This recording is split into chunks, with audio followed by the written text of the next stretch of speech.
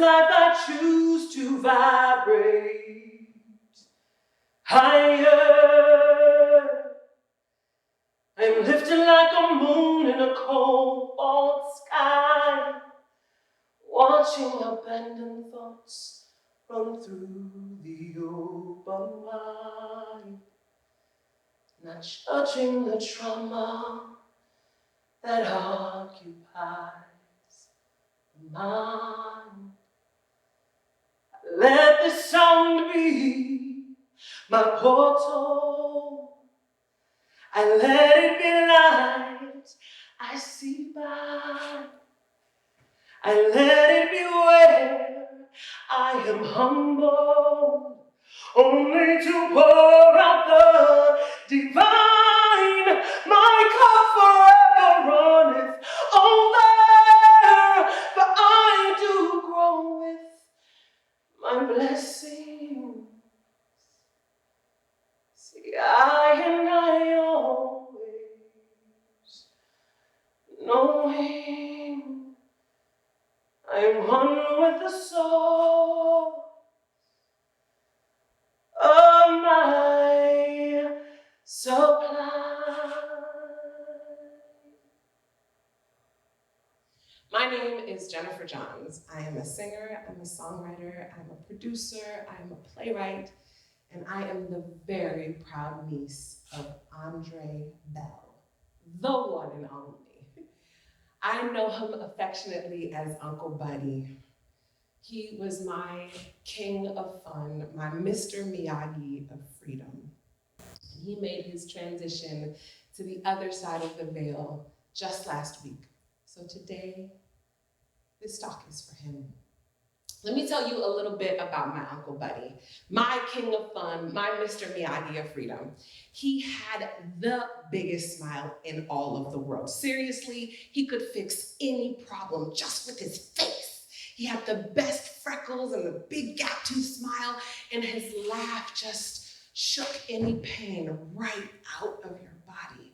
I would do anything right up into my 30s to go to the grocery store with Uncle Buddy. He would go into the spice aisle and grab something, and then into the bread section and grab something, and then he'd be like, baby, go run and give me grapefruit and a rack of lamb and a shoestring. And you'd be like, but somehow he would figure out how to pull it all together and make something magical. Uncle Buddy was magic. He was from the south side of Chicago, and if you know anything about Chicago, and in particular the south side of Chicago, you know that it is home to beautiful Black people, historically oppressed Black people who moved from the South in the Great Migration, right? These are powerful people who have seen some things. They were magicians, and they taught him that magic that he would then teach to me. He was my mom's best friend, and much like my mom's friends, they were the first in their family often to get a college education, to make it out, to make it to the other side of the tracks, so to speak. And they would congregate either at Uncle Buddy's house or my mom's house every weekend. And they would have these stories of their experiences being the first Black person in their position of power.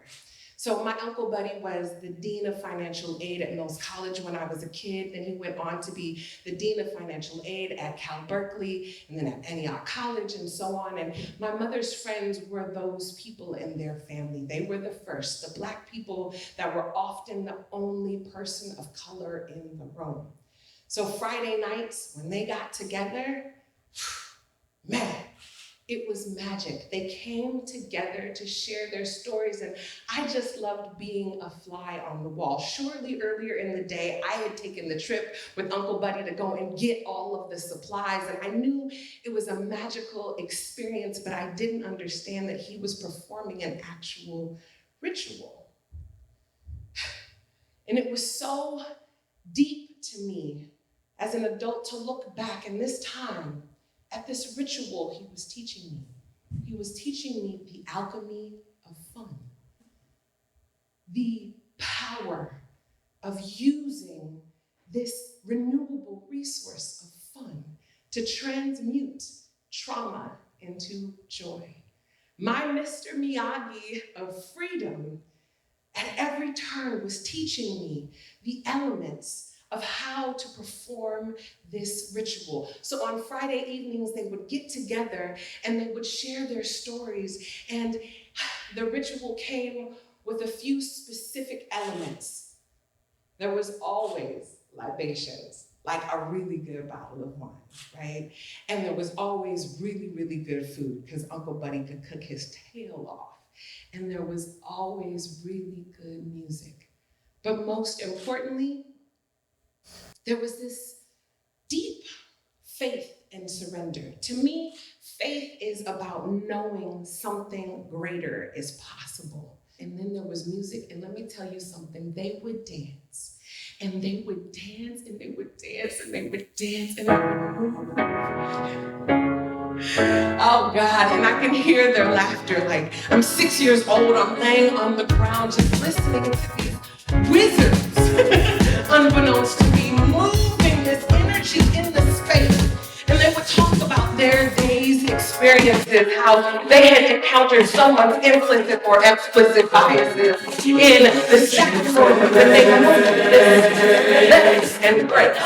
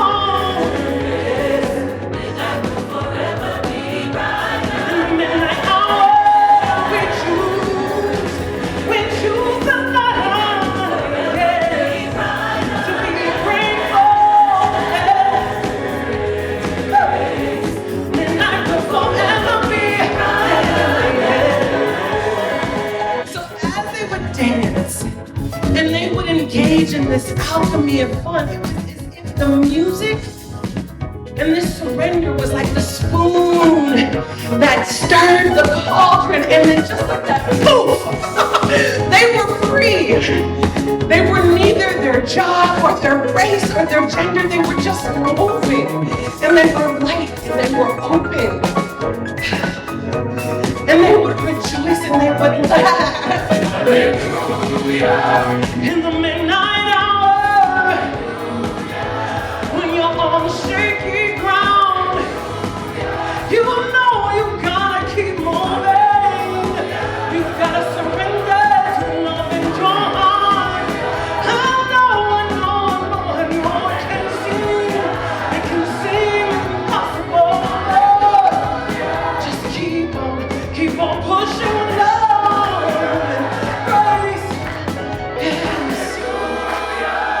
and surrender they did. Oh my God. I can still see them dancing and spinning and laughing and loving each other so intensely. Such deep freedom. So much. Oh my God. I'm so blessed to stand on the shoulders of giants. Something about this alchemy, the process, this experience that they would have every Friday night where they would churn this love around. It led to a freedom, a release, a presence of mind. See, they had seen things. They were the first in their family. They had seen real things.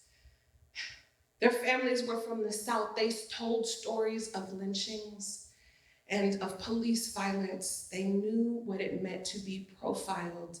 They knew what it meant to be the only one that looked like them in the room.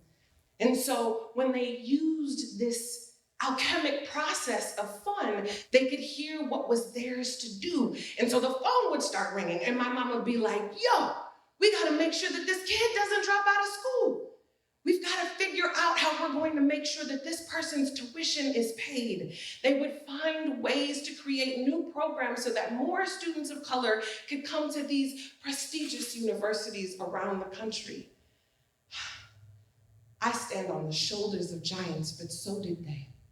And they taught me everything that they learned, the alchemy of fun.